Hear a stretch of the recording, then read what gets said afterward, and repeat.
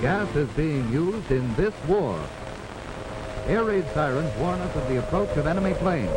But in addition, if gas is dropped by the enemy, a special gas alarm will be sounded. Learn what gas alarm has been chosen by your community. It will be a hand rattle or a hammering sound like the beating of a dish pan.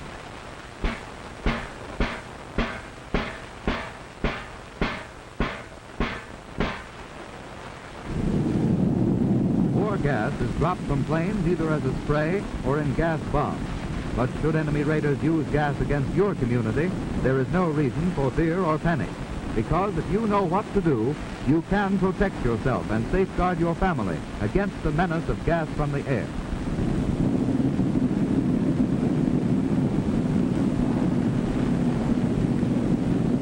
The ideal protection for civilians is an airtight gas shelter ventilated by a system which removes gas vapors from the incoming air.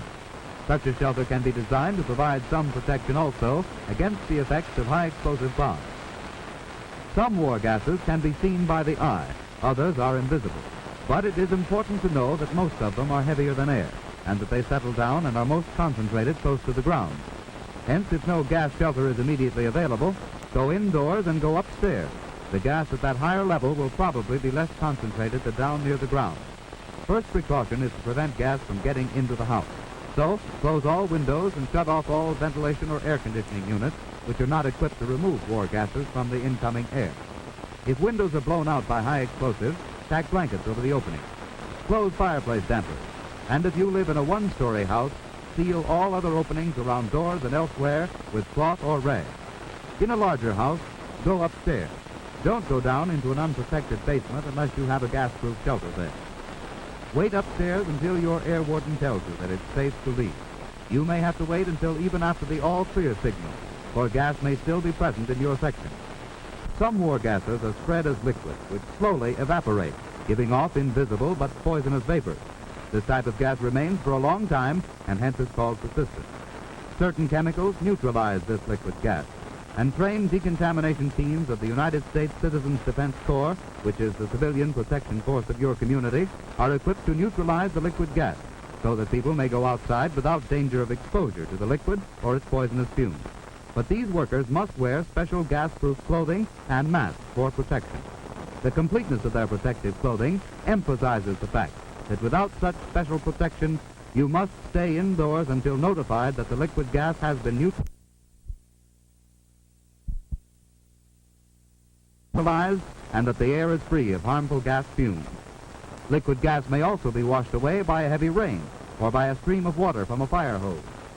Out in the fields where liquid gas has been dropped, dry chemicals that neutralize the liquid gas are mixed with the earth. This scene should remind us to stay off the grass after a gas attack. Persistent liquid gas and the fumes that it gives off may be lurking unseen and covered by grass or shrubbery for days or even weeks after it has dropped there. Another type of war gas is dropped as a vapor. This cloud gradually thins out and disappears in a few minutes. When it has cleared from the neighborhood, it is no longer a menace. Because this type of gas disperses quickly, it is called non-persistent. So after a gas attack, wait for your warden to tell you that it's safe to leave your house.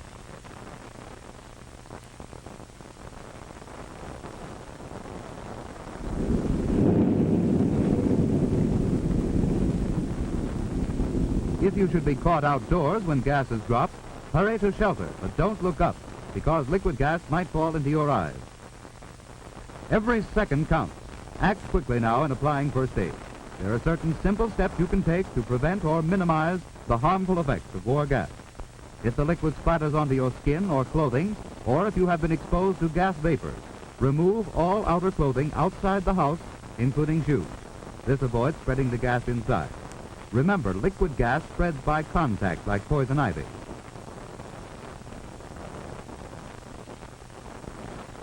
Leave the contaminated clothing outside to be decontaminated later.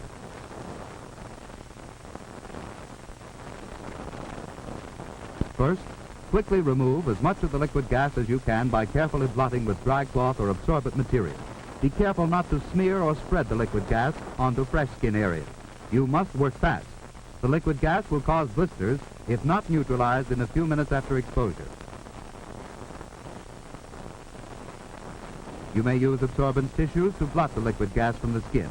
Absorbent cotton may be used in the same way with equal success. Throw the contaminated materials used to remove the liquid gas into covered containers to be destroyed later on. Use ordinary household bleaching solution containing sodium hypochlorite to neutralize any liquid gas remaining on the skin. The exposed area of skin should be gently and thoroughly bathed with absorbent material saturated with the bleaching solution. Do not use rough cloths and do not rub with pressure, as this might cause irritation.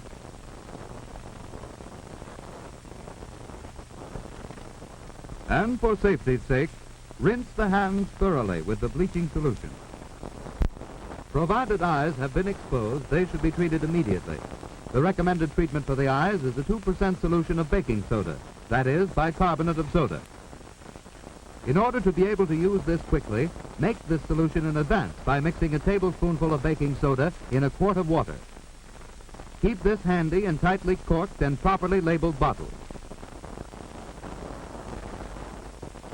Now, to actually irrigate your eyes, fill an enema bag with the prepared baking soda solution.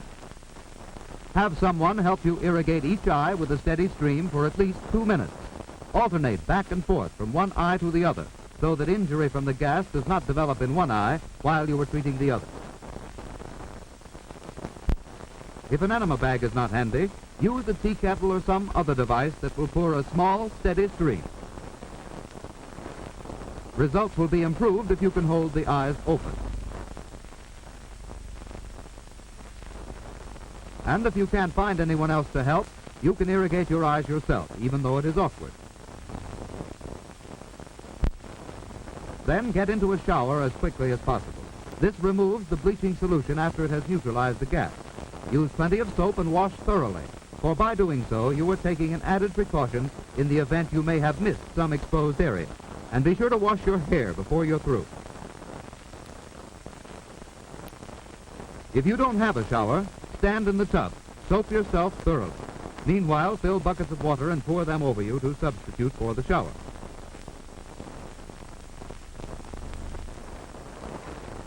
Keep the drain open.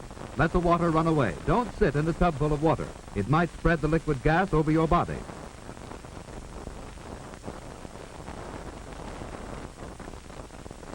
After bathing, irrigate the nose with a stream of the baking soda solution.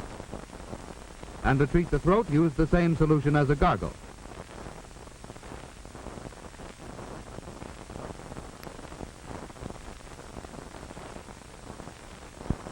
If you haven't provided first aid materials in advance, don't waste time looking for them.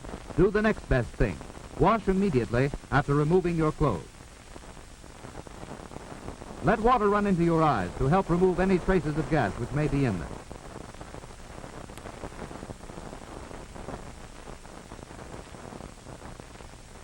After being exposed to gas, you may start coughing or perhaps have a brassy taste in your mouth.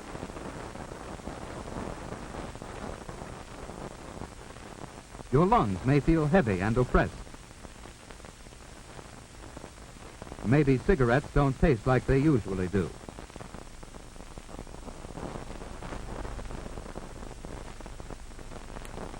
In a case like this, you must lie down immediately. Relax. Don't exert yourself. Even if you feel all right, don't take a chance. Lie down, because exertion may aggravate your condition if you've gotten gas into your lungs. Tell your warden to notify the emergency medical service. And if blisters develop, don't touch or attempt to break them. Breaking them might start new blisters. Summon medical aid for proper treatment.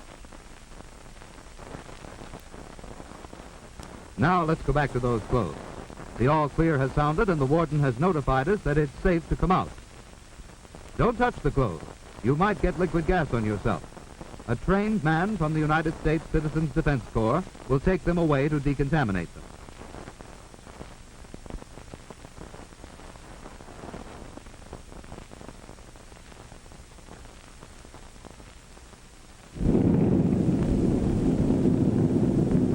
Why does the enemy use gas against civilians? Well, gas bombs dropped by the enemy do not destroy our homes and factories as do high explosive bombs. War gas does not start the devastating fires that are the great menace of incendiary bombs. War gas does not shatter arms and legs as bullets and bomb fragments do. The real purpose of the enemy in using war gas is to spread fear and panic, to destroy our morale, and to cripple our war production. The enemy hopes that we will become scared and panicked, that the weapons our soldiers are waiting for will fail to arrive when crucial battles demand them. But you can thwart the enemy by not giving way to fear and panic, because you know what to do if gas comes. Remember, close all openings which might permit gas-laden air to enter the building. Use blankets to cover windows shattered by high-explosive bombs. Go up above the first floor. Don't go down into the basement unless you have a gas-proof shelter there. Stay indoors until your air warden tells you it's safe to leave. If you come in contact with gas outdoors, leave outer clothing outside the building. Time is your ally if you use it, so apply first aid as quickly as possible. Quickly remove any liquid gas by blotting. Be careful not to spread the liquid gas. Then gently and thoroughly bathe the affected skin area with the bleaching solution. Wash each eye out for 2 minutes with a 2% baking soda solution. Soap and wash next. Use lots of soap, do a thorough job. Use either a shower or pour buckets of water over you in a bathtub. Irrigate your nose. And gargle your throat with the baking soda solution after bathing. Don't waste time looking for first aid materials. If you haven't provided them in advance, soap and shower immediately after removing your clothing. Wash your eyes out with plain water. If your lungs are affected, lie down to rest while waiting for the doctor to arrive.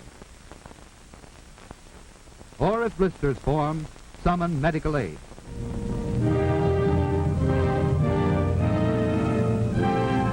Across the world's battlefronts, our fighting men are hammering the enemy with weapons forged in America's mighty arsenal of democracy.